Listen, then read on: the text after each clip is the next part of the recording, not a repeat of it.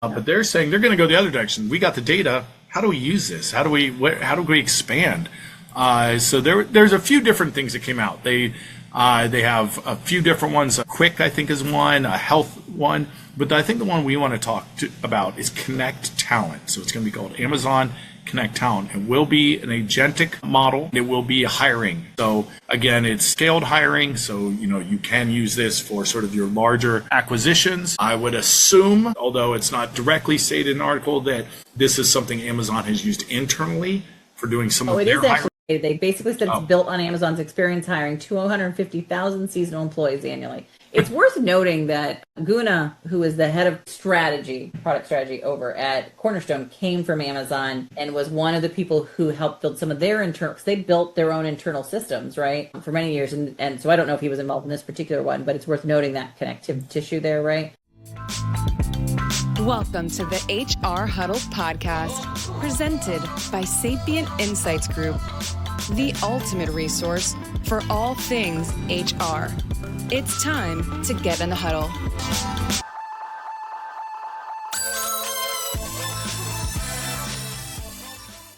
Derailment on what's going to already be our longest episode of all time. But one of the things I mentioned in the Workday post from the Workday Innovation Summit is that is a concern of theirs, is that people are building what they're calling a shadow ERP, right? But we've given them the tools. Now look what they've done. They've built something else. Now, they don't have the knowledge of how to build a house. We've given them the hammer and the nails, but we've got to prove building it isn't the issue. Building it's not the hard part. Maintaining, connecting your data, security, paying the people who are going to maintain it. All of that, right? Yes. Just remember, it feels good to be able to build exactly what you want. It's horrible to maintain it, right? Ask the 15% of the people who are stuck on-premise who can't get off of it. There you go. So then UKG, kind of sticking with this AI theme, they are now going and they're partnering with Google through their Gemini platform for their enterprise agent gallery.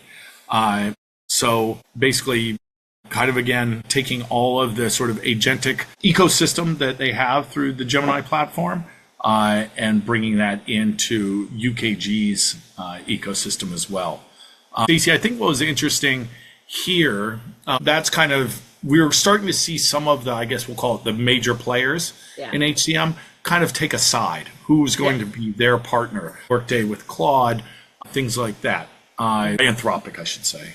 No, I think this is actually a really big, and it's not just the side, but then it's the model. Like, how am I going to keep up to date that model? Like, do I change the model out every time? If it's working for some of the things, and we've had that conversation with quite a few of the vendors about how do I maintain model management along with the best option across. But all the AIs are kind of trying to reach parity, right? I mean, we just got the ChatGPT just came out with its visual that sort of matches what we're seeing with Gemini, those kind of things, right? We know Claude is probably one of the number one adopted business tools right now in the market, just based off of what we're seeing pretty rapidly. What I will say is I think, the Oracle conversation was interesting because they were basically saying that they may have built it on top of something. So again, I'm not the technical person, but one of the benefits they said they were adding to what they were doing is they were shipping their own LLM for you to start with for free. So that didn't have the added cost of basically using one of the other models. And then what you were just paying for was the outcomes over time. I do think that everybody's going to have to make some judgment calls about this, and this conversation, it's not what I think right now it feels like is what's the best tool for what I'm doing. I know I'm already finding that I'm shifting a lot over to Claude, even though sometimes ChatGPT might be a little bit better at something else. It's just easier to have it all in one environment, right? Just like with anything else, right? Yeah, there was a post we were going to get to later, but it seems like this is a good time to just jump right into it, which was this post from Nicholas Thompson from The Atlantic, talking about the idea of model rollouts, what's going on with AI that makes it a little different again from what we've seen in the past in SaaS, with the idea being, when new AI models are put out there, they're often drastically different and can affect everything down your workflow. And that's not something you normally see. We've seen in the past where someone, there's a patch or there's some sort of mistake that's in there, but then that gets fixed. This is totally different. We've seen when most people are familiar with the chat GPTs going from like 3 to 4, whatever the case may be, And some people going, well, the old one was actually better, or this one makes this sort of mistake over and over and over again. When that's your underlying model and when that kind of gets rolled out, does it break everything sort of downstream of it? That is something that's specific to AI that now everyone's having to deal with it when so much of it is based on that. So that is another reason why the model that you're based on could be important. Well, and he was flagging this with the Anthropic, with the model that they did not release because it found so many security risks with all the applications of the market, right? Like they literally, and now they're doing a deal with the government to basically have them have access to it, but not everybody has access. Like, and there's a group of 7, I want to say, who are now like getting together and saying, okay, we're going to fix our problems before you release it. But what happens when one of the actors doesn't do that? That kind of a conversation is like not only which model, which is sort of like the worst case scenario of an update to a software, which it was the outcome isn't the same. It breaks a link or two, right? Models do different things. It's like having a new person who can, yes, they're kind of trained on the same thing, but there's a new person for the most part, right? There's new ways of behaving, right? And then on top of it, this idea that is what if the models get so fast at doing things that the humans can't keep up with the maintenance of the other applications that it's pulling the data from or accessing, at what point do we just break the whole system? And that's been the fear of the conversation, right? It isn't that it will do better than the human being to some extent. It's faster, it's bringing data better. But when it breaks the system, we as humans built a system and a structure that works for us on the internet, on the environments in our infrastructures. And that is the thing that I think could really break, right? Yeah, absolutely. Again, we really don't know always that these sort of recurring things sort of come up, but once again, it gets back to this idea of, okay, it works great, but what does it break like? How does it break? What happens when things go wrong? And how prepared are you for that? Something that is going right, we see some more investment. When we talk about all these acquisitions, these really are positive stories. I know that things have been a little up and down lately in the sort of general economy and everything else going on. But as we've seen with those acquisitions, I'm getting pictures from my friends in Ohio for gas at $4.99, and they're all freaking out on that. So yes, there's some tough times going on right now, right? Yeah, tough times. But this particular area of the market, we're still seeing quite a bit of investment in. Fortino Capital, for instance, we don't have the exact amount. This comes directly from them, but they are now the majority shareholder in ShiftBase, which was one of the larger workforce management systems in Europe, specifically for those that work on what we probably call hourly, but shift-based work, right? So as someone who has worked multiple shifts and knows the sort of scheduling nightmares that can arise from those sort of different ways. And of course, Europe generally being more heavily regulated than we see here. That is an extremely important aspect, especially as not just in the United States, but really around globally as we move more towards the frontline workers and however you want to think of that. Clearly, it's seen as a large area of interest if we're seeing that sort of investment from Fortino Capital. And what I would say is that if you want to watch, private equity is an interesting thing to watch because private equity does a lot of research and they're very much focused on what can they get out of things long term. And we are seeing private equity pick up time management systems pretty rapidly right now. Thoma Bravo with Dayforce. We've seen a couple of other acquisitions like this. This is another one. They know where the data's at. That's all I'm going to say. They know where the data's at. We have for a long time ignored the workforce management system. This is my current paper I'm working on right now, so you guys are getting the benefit of that. And other people are not because they're realizing where the data's at. So watch where that dollar falls, right? Yeah. I mean, we're literally seeing acquisitions. I think we talked about it in the show before last, seeing some acquisitions happening specifically for data. Yes. Whereas we used to see it buying people or buying tech, we're seeing purchasing of data. It's pretty interesting. A company that certainly has no... It's how am I continuously getting the data? Remember that. That's a good point, right? The data goes stale so fast right now. Right? It is that process, and that's the thing that workforce management gives. It's the continuous feeding of the data, right? 100%. And I was just about to say a company that doesn't need to worry about data, probably the biggest data collector right here, Amazon. But they're saying they're going to go the other direction. We got the data. How do we use this? How do we expand? So there's a few different things that came out. They have a few different ones. Quick, I think, is one, a health one. But I think the one we want to talk about is Connect Talent. So it's going to be called Amazon Connect Talent. It will be an agentic model. It will be hiring. So again, it's scaled hiring. So, you can use this for sort of your larger acquisitions.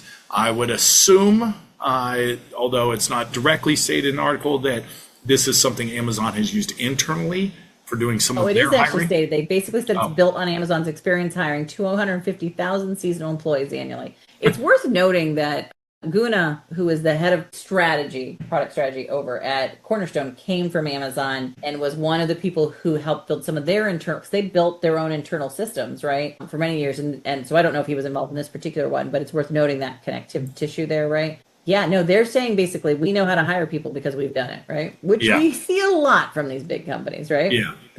I do know that they were using a different tech solution. So I don't know, where, how much they learned from that tech. But certainly no one's hiring more than that pretty much. So pretty interesting. It is also interesting that they are focusing on reducing bias. Explicitly, that's they say is one of the major features. It's not just the speed, it's being able to strip demographic information that still allow people to pick based on merit. Promised we'd talk about SAP and data acquisition. So why not? From one extremely large company at Amazon to another, I'm going to be going out to hear SAP in just, I think, about a month. So we'll get a little more information on this. But so basically, there was a whole write-up about SAP's entire data acquisition strategy. And Stacy, I think you and a few other people all sort of thought this might be a counter to Workday's acquisition of Sana and their ability to sort of consolidate all of that data and how it moves around in an organization, right? Because ultimately, as we just said, the real differentiator in the next few years is going to be in data. And as you said, you're right, it can't just be a purchasing of data as a package off the shelf. It's got to be an ongoing data collection input layer, and what is the highest qualities that you can get from it. Yeah, both this acquisition and the move by Amazon it should be viewed not just as data and software, but as infrastructure they're building to access more data on a regular basis, right? Amazon is not really probably interested in being your ATS, but they are interested in getting as much data as possible to continue their buying signals and continue to sort of manage their whole model around that infrastructure that they're building from a hyperscaler model, right? On the flip side, SAP is really doubling down with the idea that they have to create an environment where they are the process workflow model, right? Like that's the sort of their bread and butter, and I think this feeds into this acquisition. What I do think though is that each company is doing this a little differently. Some are, like you said, using their sort of consumer model to start the conversation. Some, like Workday, are really focusing on, we're going to own the agents and we're going to own the management of how compliance around your AI sort of works inside the organization through our human-based conversations, right? And then, SAP here is kind of saying, I need to own that data layer, right? That data management model that you and I have talked about. And that feels like where they're heading with this, which again fits their purview with their structure and their expectation that you have a table and a data set for everything. Right? Yeah. It should be noted too, because I think we're going to end up using the term hyperscaler quite a bit in the next few months. It's definitely been a big part of this idea of the pricing models, right? Because that is a bit of, if not a bottleneck, it's an area that every single one has to go through. So that's basically, where is the physical hardware more or less stored? Who controls the cloud computing that is required to do all of your inference? Because that's, these models that your Claudes and your OpenAIs bring out, they still need all of these systems to actually do the compute, the inference, right? So those are basically, although there are other hyperscalers out there, we're really talking about your Amazons, as you just mentioned, as a hyperscaler, Google, Microsoft, and Oracle. Right? Yeah, Oracle's got the OCI environment, and that's one of the things that they're saying that makes them uniquely positioned to do something different around all this. Yeah. But on the flip side, what we're seeing, like a Workday, and you can hear with what SAP is doing, is the idea now I'm creating sort of these virtual data set environments with snowflakes, the kind of data lakes that allow you to sort of commingle data and think differently about data. So I think it's going to come down to, is it where physically my data is at? Is it how I'm categorizing my data? Is it how I'm accessing my data? And what do I pay for all of that, right? So, yes. Absolutely. We've talked a few about, in a few of these stories about where people are at, where people have come from. And that's why I think it's always kind of my favorite part of these episodes is seeing this movement, because I think that more than anything else, this is really where you can start to see where things are headed and where the future is. I mean, of course, it's great celebrating people's movements and where they're going, but it also is probably a leading indicator of what we're going to see down the road and where things kind of come from. It all sort of stems from, at the end of the day, it is still people that are the most important here. We'll still make the big decisions right now. That's right. So one of the companies that we haven't talked about a lot that we used to mention all the time is iSolved. It's great to see them back in the news. Michael Hask is going to be the new CEO over at iSolved. So that means Mark Duffel is going to be retiring. He has been, really great, I think, at iSolved, overseeing a period of extremely high growth for them. I'm talking, of course, about Mark Duffel, but I kind of mentioned they hadn't been in the news as much lately. I would say they're kind of going through a period of change there. We've seen it, at least in terms of personnel, and this may be part of that sort of final piece. We should note that Mark was Todd Lefevre, who is their founder and president, is still there and continues to be there. And if you kind of go to the iSolve page, you see Michael and Hask and Todd Lefevre now sort of jointly part of what I have not had a chance to talk to Lindsay, who is their analyst relations person. We're going to try and catch up this week, so we'll get more details on this.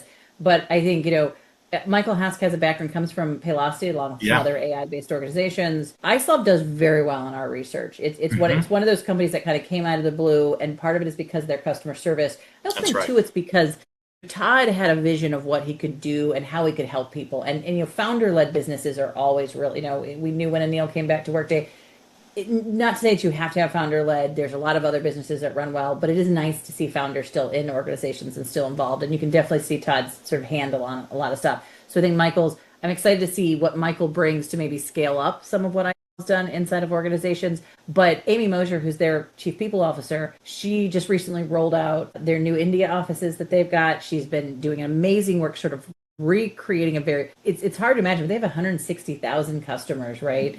And that company has grown rapidly in just the last 5 years, from a couple thousand to multiple thousands of employees. And Amy Mosher's really done an amazing job bringing that and her background. And so they're really, I think, rounding out the senior leadership for what is needed for sort of the next level of where they're at, right? Pragya is their new COO. We love Pragya Gupta. She's came from the product development side. Kelly Rico is now their new chief product officer. They've really, I think, are getting to a point where they're getting ready to figure out what's our next step, right? Yeah, most of their success, let's be honest, because of their color choices. We all know that. They are a pig company. I'm being silly here, but Stacey's like, yeah. But also, it's funny you mentioned Anil, because when he was at the Innovation Summit, he had mentioned that when he was originally there, he was kind of more on the tech side, and doing the innovation. He says, but now it's about philosophy. It's making sure that I'm the sort of guiding light here, and that we've got the right philosophy. And I think you've hit the nail on the head when you compared him to Todd, because I think that's what Todd does, is keep that people first focus, even as they do realize as they grow that they need to move into some of these other spaces that are in high growth areas. Workday, Peter Bayless has gone from Workday CTO and joins Anthropic as a member of their technical staff. Will not be the last time we talk about Anthropic. That is the parent company for Claude, if you use their AI product. So pretty interesting. And he's replaced as CTO by Gabe Monroy, coming from Google, amongst other ones. And Gabe, I did get a lot of chance to talk to. Really, really both, very obviously good at their jobs. You don't get that space. What I found fascinating with my conversations with Gabe is the sort of openness and transparency, something that I didn't used to see in sort of AI a couple of years ago. I felt like people kind of felt you had to be an evangelist or nothing. I think after a few years of seeing practical uses and having a better idea of the future, because before it was unwritten, right? It was like, oh, anything could happen. It could be anything. And so we'd hear these crazy ideas of what AI might be able to do. And now this sort of new guard of, like, for instance, Gabe, who did come from, like I said, from Google and, really saw that growth. He takes a much more grounded approach than you might expect and is thinking a lot about what do we do in the sort of other aspects. Great, there's all this cool new stuff that's coming up, but what if there is a problem at one of the hyperscalers? What is our backup plan? How can we help reduce the amount of compute that's used so that prices aren't high? What do we do to help customers solve problems and not have them rely on AI necessarily? Yeah. Pretty interesting things to think about. And I just had some of the great conversations with them about, what do we do in these sort of failed states? I think, and if you look at Gabe's background, as a he's an early co-founder of Dice, which is an early Kubernetes startup that was acquired by Microsoft, right? Like that. I think the thing that Anil's always done a nice job of is finding people who have a startup mentality, who are willing to work at an enterprise level, right? And in this market, you sort of need that.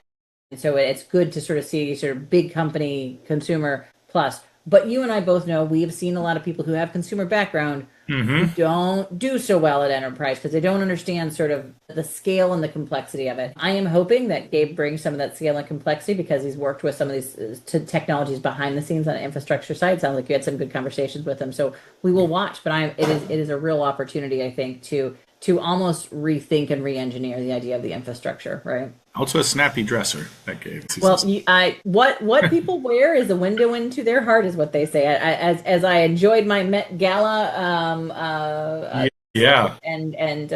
connection. Well, you're a video gamer, so I whenever I saw anything from the Met Gala, I was like, I'm sorry, am I supposed to be holding a PlayStation controller while watching this? It was pretty wild. Yeah. But that's what people want to hear an hour in. So let's move on. So Luke Hicks from Cornerstone On Demand is moved over to Malt, a contingent workforce management company that does also freelance workers out there. So another area that we've expanded our view as well into, I think just starting last year, the year before, we started looking at contingent workforce management platforms, including Malt, and seeing, again, another area of expansion, especially if we're talking about frontline workers, but also another area for data to be coming in, right? That's still a very important group that we need to understand and work with.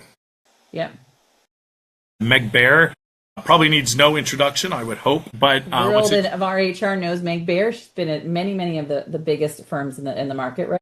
Yeah, absolutely. Obviously, I think we've mentioned most of them here, right? SAP and Oracle. But she is now going to be on the NovaWorks board. So this is interesting, mostly because it's such a big name to be moving into a sort of, not quite a startup. Very early startup. Yeah, very early. Okay. We talked about I didn't want to sort of disparage. Yeah, no, we talked about them after my Transform event. So first of all, I think, it's a board position, right? Board positions are much more guidance and advisory. What is interesting is NovaWorks was started up by Kelly Stephen Wass, who sold her original company to ServiceNow. And I had a great opportunity to sit with Kelly and her organization, and Melanie Luget, who is now their chief product officer, which we all know and love. Melanie has been part of the analyst community, and then she worked at Workday for many years on their strategy side. So what Kelly and Melanie are doing, and the whole group over there, along with Ezra Vanderpoel, who is a co-founder, is they're creating an agentic HR mess to some extent, right? Like they just launched sort of components of that and went a little bit more public about what they're doing. They're rapidly getting interest in what they're doing. They've got investors already, I think, who are talking to them. I think Meg coming on board just adds to that notoriety. They're building it on the ServiceNow platform, but with an AI architecture. So if they want to, they can move that to other platforms over time, right? And it's a very interesting sort of workflow model, agentic HRMS. I think they're really thinking they can sort of rethink the idea of what HR. And you and I have been talking to quite a few other organizations. I think we've got a couple of briefings this week with organizations that call themselves the new form of an HRMS. So, we're This is one of the reasons I wanted to talk to the Cornerstone customers, because I don't think anybody thinks of Cornerstone all the time as an HRMS, right? But our data shows that a large number, particularly of European customers, use them and feel they're part of their HRMS ecosystem, right? It's not just a learning tool. It's a workforce and a workflow tool and a tool that manages their employees on multiple levels beyond just talent. And so we're going to see more of this, and I think you're going to see more of the Nova work. So I would watch them grow. If I'm, you know me, I don't say often what's going to take off, but I think that's one that's definitely going to take off. And Cornerstone, still on people. Nicole Petra Williams, new chief of staff to the CEO, to Himanshu at Cornerstone. Yeah. So I worked there previously in sort of strategy and revenue, so it was just to kind of see her coming back. I didn't know her directly when she was there, but she was there in like 2019, 2020, before COVID, made a big announcement about coming back. This is actually good. A lot of people, part of what I wanted to mention, a lot of people do not understand the value of a chief of staff. Good point. Really at those senior levels. This is not, this is a true strategic role for a lot of organizations. It is good to see someone who's got that experience coming back to that and in that role for Himanshu. Chiefs of staff get the work done. That's what I tell people, right? You want to see where the real power is in an organization, look at your chief of staffs, right? Yeah. And it's something, you're right. We don't kind of talk about enough, but, it's another good one that sort of you can sort of read between the lines, right? Yeah. Seeing, good sort of movement in there. Then Ben Weber joining Revelio Labs. This is pretty interesting also just because of the title, Workforce Intelligence Research Lead. So pretty exciting to see that.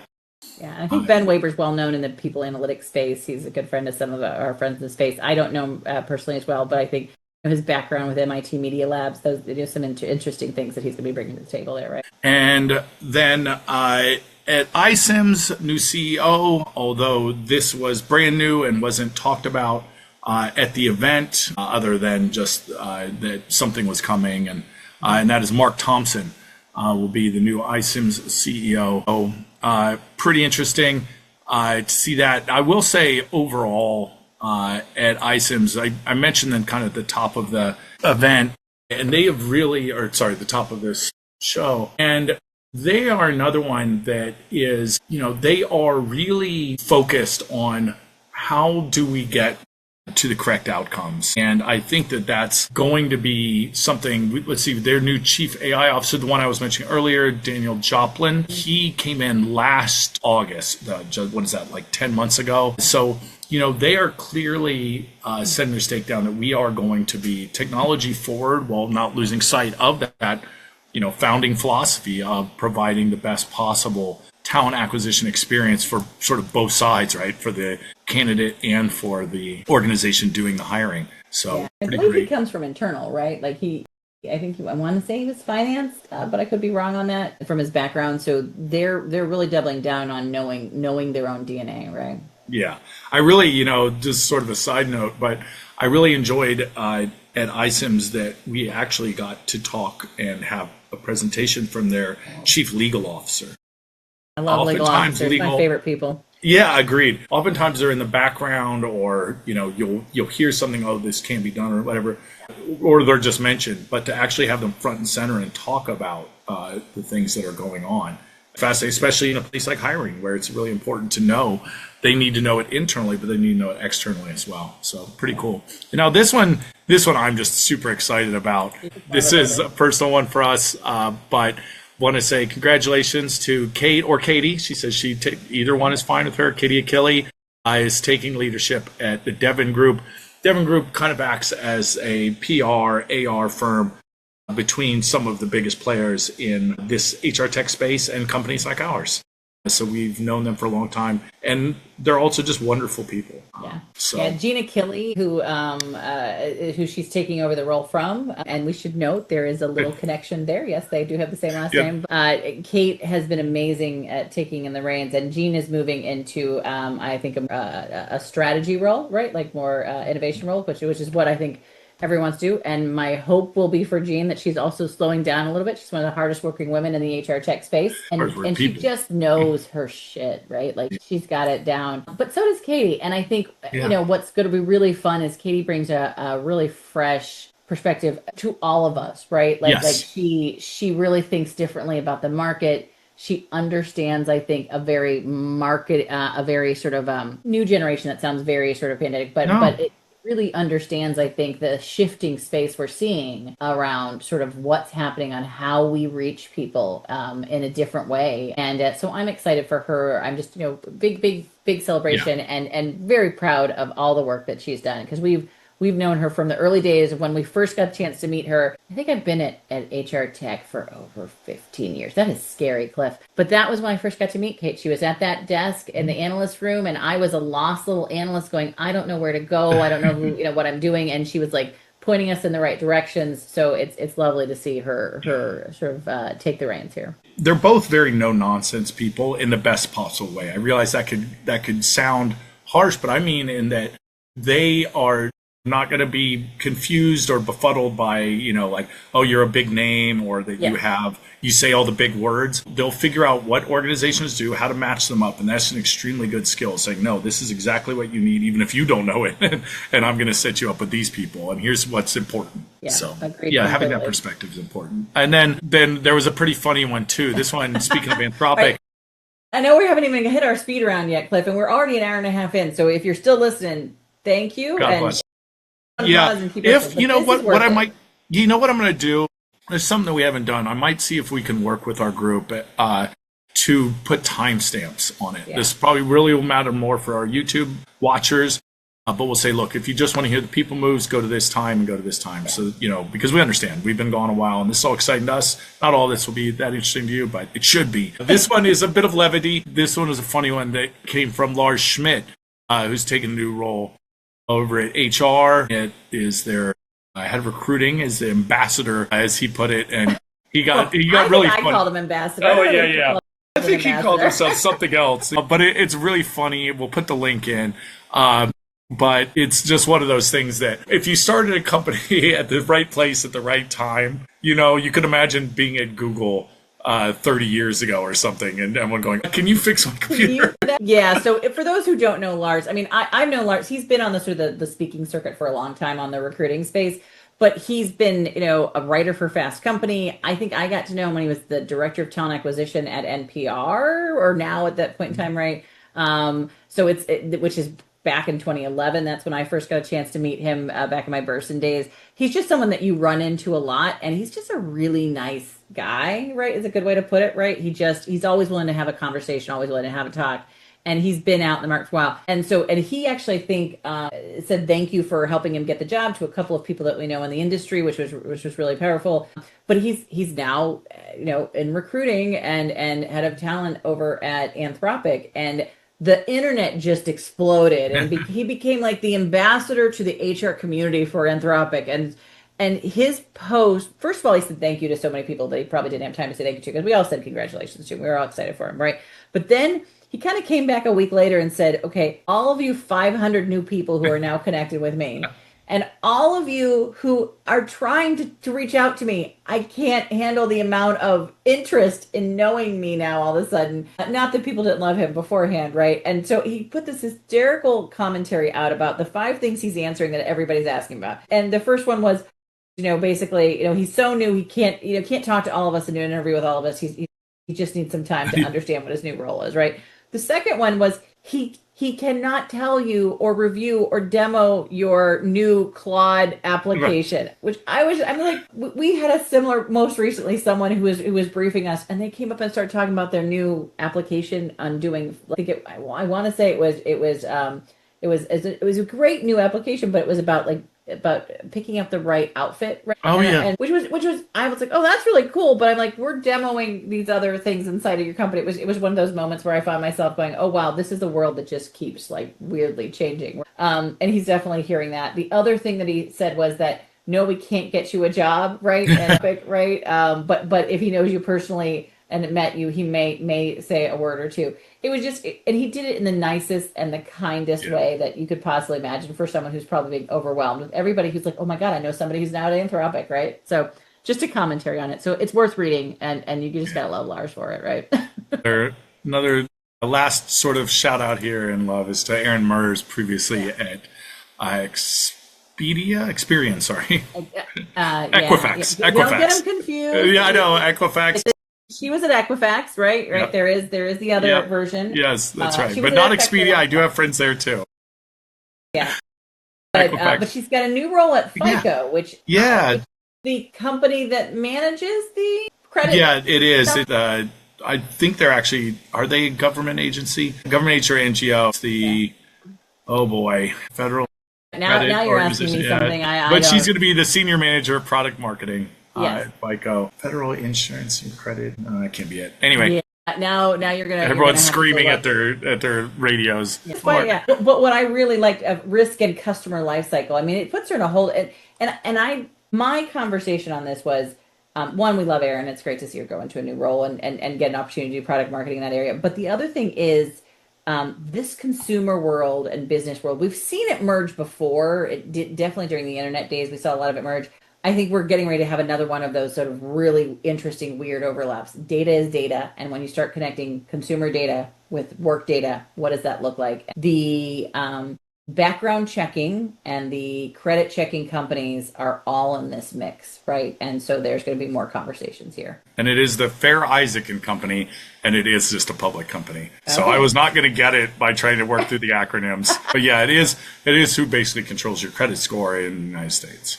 If you use a United States-based credit card, you will hear your FICO score. That's what they mean. So that's pretty cool, pretty neat. Another kind of big name, so love to see it. But so, one thing you don't want to see with your credit score or any of your credit is to have your data breached. But that is something that we saw with a company called Lovable, which is alleged data breach from Lovable. They're a vibe coding platform, another term that's become quite popular in the last year. And there was some research out that basically you could get a free account and get access to sensitive data, but they disputed it. The person who leaked it said, they put screenshots in, they reported the bug, all the above. But what it really shows too is something that we're starting to see. As I mentioned, it was a popular term, vibe coding, but we're starting to see some of the issues with it. It's not just that the coding itself can be a problem, but the sort of access to that data to do the coding leads to yet another security possible vulnerability. I don't know if we were able to verify it, but it was a Mercer data leak, right? Like that's a big name. You don't want, right? So vibe coding an HR platform is not a good thing. That's all I'm going to say. Yeah. It's fun. It's great, I think, to get your ideas out. I think then you have to turn it over to the professionals who know what the hell they're doing. And that's all I'm going to say. Absolutely. Now, this one is something I'm jumping around a little bit on you, Stacy, but I did want to talk about this one it was a story from Betsy Summers on Atlassian's. Forrester, we should note, right? Yeah. Yep. Very good friends. We've mentioned her on the show a number of times, brought in articles she brought, and had an interesting one in it. The title of the article, and again, we'll put it in, that Atlassian's chief people officer departure, what it signals about AI era people strategy. So pretty interesting. This whole idea of what is going on in this sort of, I don't want to call it a battle between AI. I think we used to say IT and HR are having a battle. Yeah. It's really in how does HR approach the AI world, and what are the sort of resources that we have, and what is the role of HR? I think we've gotten into it pretty deep, I think around last year, talking about HR's role overall. It just got me sparking thinking about the ideas of, who should be in charge of this AI, because it does have some aspects of it being in the tech space.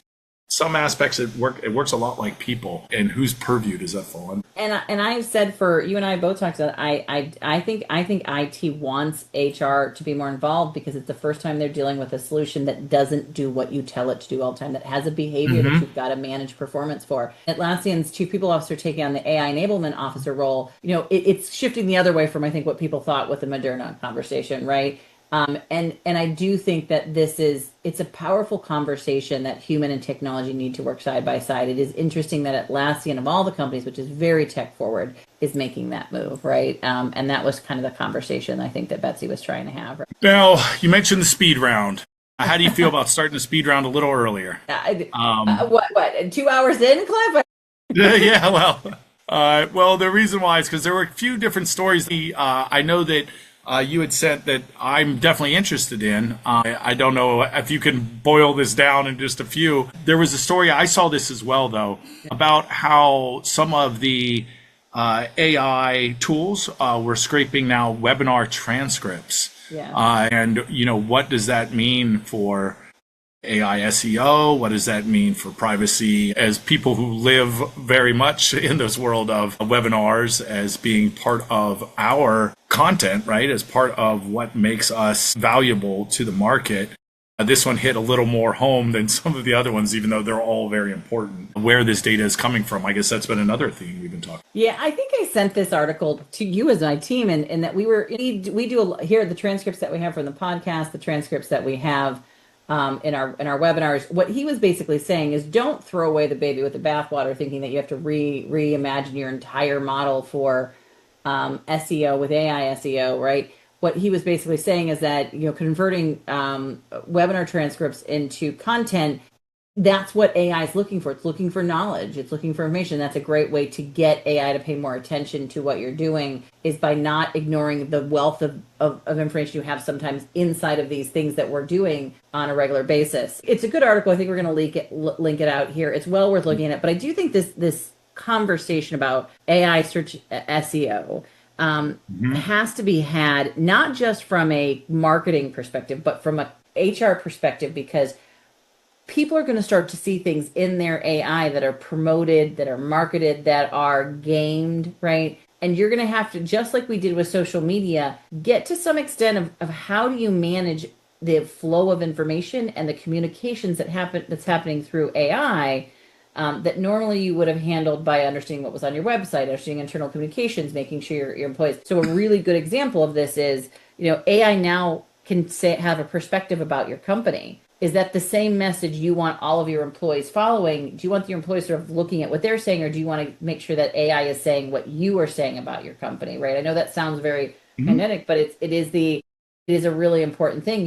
You don't want AI with a different perception than what you're trying to do from your own culture inside the company, right? So those are things that are really happening, right? Yeah. Now this one definitely sparked my interest. I like this one. This one was a post from Teppo Felin, or it might be Feline, I believe he is Finnish. He has a book called Theory First. And it's very interesting because it's talking about the need it's not enough to just, and this has been, I think, something he's talked about a lot, which is not to just have the data, right? And then say, okay, here's an anomaly in the data. This is sort of the big data approach. If you just have enough data, then you're good to go. You need to have a sort of framework around it, right? The post was called Why Business Strategy Needs Theory Over Data Alone, right? With the idea being, the data is not going to solve your problems. Even if you have unlimited data, even if you have the best data sources, if you don't really understand what it is you're even looking for, right? If you don't have sort of a classical model of a hypothesis, especially in business, then you're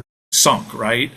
This has been a lot of, I think, and this is something I've talked about before, a lot of where we get our analytics in business from comes from, big data models that really get into a black box. As you were just talking about how HR works with or HR could work with AI, is understanding that there's an unknown thing that's happening in people's brains, sort of. So we can't just look at some examples I remember from the book Big Data, where they just looked at thousands of lines and they could see, this is the age of certain lines. And then I could see, this is where the sparks are happening. They were creating fires in New York, right?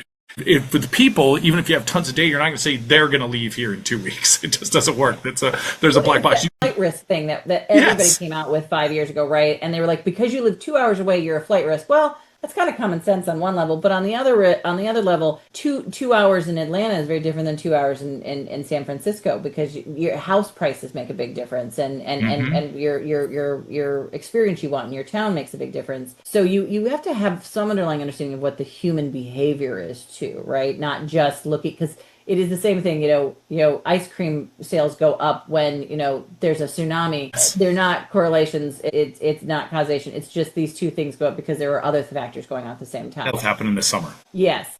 Yeah. I get where you're at. I get where the business model and the conversation is at. I am pushing back a little bit on this concept, because he's very much saying what we consider just what we do here, which is that sort of, we call it, our research is very much kind of wide and broad, and we don't go out with a theory. We go and see what's happening, and then we kind of bring that back. But it gets back to that thing you and I talk about all the time, which is just looking at what everybody's doing is not an answer to how you should do it. You really have to look at those outcomes. So you have to be able to tie your data back to something. If you are not, our assumptions or our theories are based on the fact that we are building in other questions that go to outcomes, other questions that go to, and we're assuming there's an outcome, but you have to be also willing to say that your theory is wrong too, which is the other side of that, right? Yeah. In fact, you wrote it to me in your article. You had a very, what you say very well. So there's a difference between past data over what are future plans, right? Yeah. Because those can be unrelated, but by connecting the two, then you can start to see a story, right? The data is nothing without the story behind it. So I guess it sort of all ties together there. But it's interesting too, because even earlier on this episode, you had mentioned it's not enough just to have the data. You can't just buy data because it's no good if you don't know the future state. You don't know who it is and what their background is and the context around it. Context is everything in this current day and age, right? Yeah, and that's definitely what he was saying, yeah. Now, a couple stories that are tied together pretty well. One was from Jerry Stengel. You mentioned her earlier, and I'd like to get back to that because this was very specific, and it goes back to your women at work too, which was AI training bias in women's health, something I think you probably got some personal stories to as well. So you want to talk a little about this? This is definitely an article we're going to be sharing because I do think it's worth reading what Jerry had to say about this. But I know that this is really important. So you want to take us home with this one and the next one, maybe. Yeah, no, this one to me. And we'll probably talk more about this in our next podcast when I've got some updates. But I think one of the things that we found and what Jerry found in the data was that when they started using AI to do some of the health assessments that we've been seeing, it was one of the greatest opportunities to do health assessments in the market, and the things we're hoping will save people's lives is that it was missing really big things, misdiagnosing heart conditions, inappropriate drug doses, particularly around women, and particularly differently in women than men. So like the percentage of wrongs for women was, I want to say 30 or 40% higher than for men when it came to AI diagnosing things and missing things.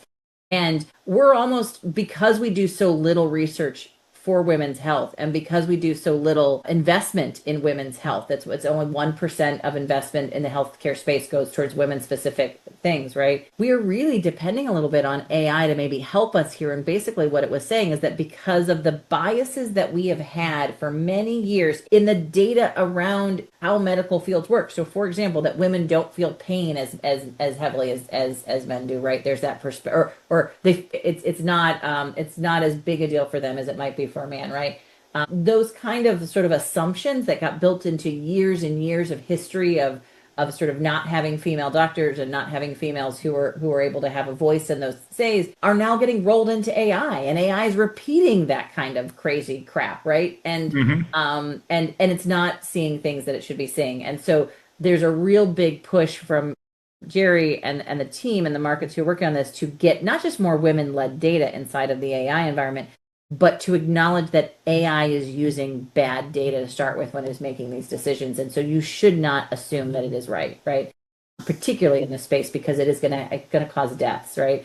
Things will not be caught. We're not doing the kind of screening that we need to do, and it's causing real issues. So that it's scary because it's not just, oh, AI got my stock wrong, or AI let loose some information about what I'm buying. This is people's health, right? And this is people's lives, right? Yeah, there was a Stanford report around the same time, if I remember, I'll put that in, that was finding completely made up results as well. But this is another story about women's health in a way, women's issues. That's a feel-good story, but it also does kind of relate to, it's one thing to have the data, but it's another thing to understand the story behind it, right? Bringing it all together. And this was a really good story. You did get permission from Caitlin Akins to share this. I mean, she had put it up on LinkedIn, but it was really interesting. And I think a lot about it. I think you had even mentioned, it's a good thing to think about when we're writing the paper and talking about benefits, because it's like you can just list them. Caitlin was talking about going to an ADP event, and when she is a nursing mother. She works for IMA, which is a broker, and so that the ADP was a partner of theirs. We should mention that. And Caitlin, going to that, it was a big part of her career move, right? Yep. And she's a nursing mother and needed to be able to keep milk in the hotel, right? But the hotel said, no, you can't do that. You can't use a mini fridge for that purpose. You'll be charged for it. And so she almost didn't go. And then she realized, no, that's not acceptable. We're going to make this work. And she did. And she even makes the point that I'm going to read her line verbatim. Supporting working parents isn't just about policies. It's about the small practical details that make participation possible. And she goes and lists, industry colleagues like from the Advisor Collective. Shout out to her partner, Chad, to ADP for, helping out with some of this, all sorts. But it makes you realize that, you can have the dating like percent of people offer this, and we'll lose 6% of our workers if we don't have this particular benefit, going back to like the flight risk sort of stuff, right? Those just become numbers on paper. So you start realizing that, it's more than that, right? It is these individual stories. And it does require a lot beyond just having a policy. But it's also something where how's AI solving this problem? Yeah, it was a community of effort, Yeah. right? And so what she had done, so one of the things to note is that IMA offered what they call the Maven Milk Program, which is the idea that you can pump your milk and you can have it available, but you have to have a place to store it so that they will ship it back for you, basically, which is a really amazing thing. So that basically you can make sure that you're getting all the things that you need to have done as a working mother and still being able to attend things. And she wasn't sure she was going to want to go in first, and then she thought, well, this is a roadblock. It's going to be too complicated. She talked to her colleague about this, and he said, nope, that's bull. We're going to make this work. Her team went into action and figured out how to, I don't know if they bought a refrigerator or they rented a refrigerator to have in the room to make it available that she had it so that she could use the Maven. Because they offered the benefit, but if I can't keep it, right, then I can't use the benefit, right? So they really went as a team figuring out how to make this work, right? And that was what she was really, really proud of. And then, at home, she had her family taking care of the child care duties and those kind of things. She said it was a lot of additional workload on her to get ready to going that other people may not have had to go through. So she said, we've got to remember that too when we're thinking about and she did, I think, say that, she had, to get the ideas of how could I get this done? She had done some searches, those are the kind of things that AI might be able to help us through, maybe think a little bit, but they can't it do the work? Maybe. I mean, that's the workflow conversation we're having. Maybe it can say, here's the environment in which we're going to make this happen. So it helps you get it figured out. I don't know, but it took the community. And I thought, it was a good place for us to land tonight on this is the human side that we've got to keep working on, right? It is a powerful story about how you help employees do the best job by making sure the things that are friction for them, that is not just bad systems, but friction in their lives because they're trying to do the right thing at home and trying to do the right thing at work. And you've created an environment where they can do both. Yeah, it's interesting because despite not being a nursing mother, it did hit home to me. You know why? Because she talked about how important it was just to actually be at the event. And I was thinking about that a lot, because especially when we are in the depths of all that travel that we started off this show talking about. And she talked about how the conversations were meaningful and the connections were energizing and it was all worth it. And I was like, yeah, I've been feeling that a lot lately too, about how these conversations really do matter. It really is important for us to be there, take our headphones off, and make these events when we can. Sometimes it does take a whole lot of work. And there's going to be some events we're going to be at, in fact. To wrap that up, as transition that you can get into, Cliff, in our second hour in the call today. If you are still listening, we just love you. Let's just say yes, that. Absolutely. Some sort of badge, some achievement should pop up for you right now. But we're that was the major part of our travel. We're gonna hopefully be able to get back on a regular schedule because we won't be as busy. And keep all of this together. But let us know too if you would prefer to have these broken up into smaller segments, if you don't mind the long one and timestamps works for you, or you're just like, hey, look, I've got a 3.5 hour long commute, go for it. I find people say, I read the whole 380-page report, and I'm just, okay, it makes me realize how important it is for us to still stay on it, even at this late hours. If you would like to see us in person or virtual, as Stacy mentioned, she will have recorded the ADP Women at Work Summit that you can go find from ADP. Again, all these links will be in there. By the time this comes out, both Stacy and I'll be at Cornerstone. New York, Cornerstone. Yep. May Yep. 18th to the 20th. Yeah, and Terry Zipper will be actually doing for me the Salary.com Roadshow tour with Andrea Derler from Vizier and Sean Luentis. We are very excited about that, talking about compensation both in the Raleigh and in the Charlotte area over the next 2 weeks on the 17th and 19th. Just a thank you to my team because they jumped in. I we'll talk a little bit more on the next. I had to take some immediate time off due to some things that I've got going on the health side, and my team sprinted into action. Cliff made the decision to jump up to Cornerstone and support their event, and Terry came down to support the events in Charlotte and Raleigh. And then also, Cliff, I think you're going to be doing the first week of June. You'll be going to SAP's event, as we talked about, right? Yeah, in San Francisco, right under the Golden Gate Bridge there. And then later on in June, on the 24th, Stacy, you'll full recovery, 110% health. I know it's tough to think about at 8:30 at night as we're recording this, but June 24th, UKG down in Sunrise, Florida, near their Weston offices. Yep, I'm very excited to do that. We'll be talking payroll. And then I will actually, maybe the first week in June, all things going well, I'll be heading out to Dayforce, I think, in Dallas as well. So we are, we're going to be on the road. We'll be out there getting things done. It's thank you for staying with us tonight, Cliff. This has been fun. You and I haven't had a chance to catch up in a while, so it was good for us to get a chance to catch up. Thank you for joining us on all of our road shows. Do we have anything else before we wrap up the show, Cliff? No, I know I did have to do a quick wardrobe change because I was in Orange is the New Black sort of prison jumpsuit, and Stacey said, "Oh no." Orange isn't his color. It's just not his color. No, definitely. Orange isn't. is one of the sapient colors, but he should stick with the pink. Pink is the best one. Anyone that's seen me out, thank you so much. We love getting all the comments about what we're wearing. Of course, we love hearing that you enjoy our report and our data and the podcasts as well. Those of you that have been coming up and talking to us in person, we love talking to all of you. And take it away, Stacy. All right. Well, just a reminder, the survey is out and open. If you have not taken it, please be sure to take it. And if you do not know how to access it, go to our website or download our sign up to be in our newsletter, which will give you all that information we just talked about on where we're at, what you can do, and how to access the research.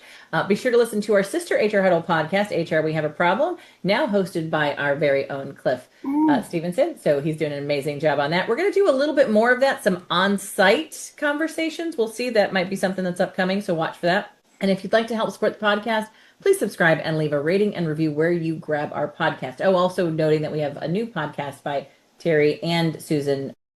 Pivot Effect? Members called Pivot Effect, right? Yes, yeah. That's right. Which is talking about personal growth and change inside of organizations. Stay up to date with immediate breaking HR tech news and get all the behind the scenes content. You can follow us at Sapient Insights on LinkedIn and Instagram and Facebook as well. Cliff, thank you as always for pulling all this together. It is an immense amount this week because we had not gotten together for over 2 weeks. Also, a thank you to Brand Method Media Group, who helps us produce our podcast, run their amazing founder, Kelly Kelly. Also, thank to Work Defined, which is the entity that hosts our podcast, and now we have a group of wonderful people that we share that with on the Work Defined network. To our marketing team, Summer Olano, Cole Harris, Linda Galloway, Caitlin Diamond, and the whole team who helps make sure that this gets loaded up into the platforms it needs to get loaded to. And thank you to our listeners in our community. We couldn't do this without you. We know you hang in there with us. We appreciate that. I know I listen to my podcast when I'm cleaning. Hopefully you're listening to it when you're doing something more fun than that. But that's it for the episode of Spilling the Tea on HR Tech. We hope it's been just the brew you needed to start the engines running this week. And we'll be back in 2 weeks with another pot of boiling hot HR Tech updates and insights. Thanks, Cliff.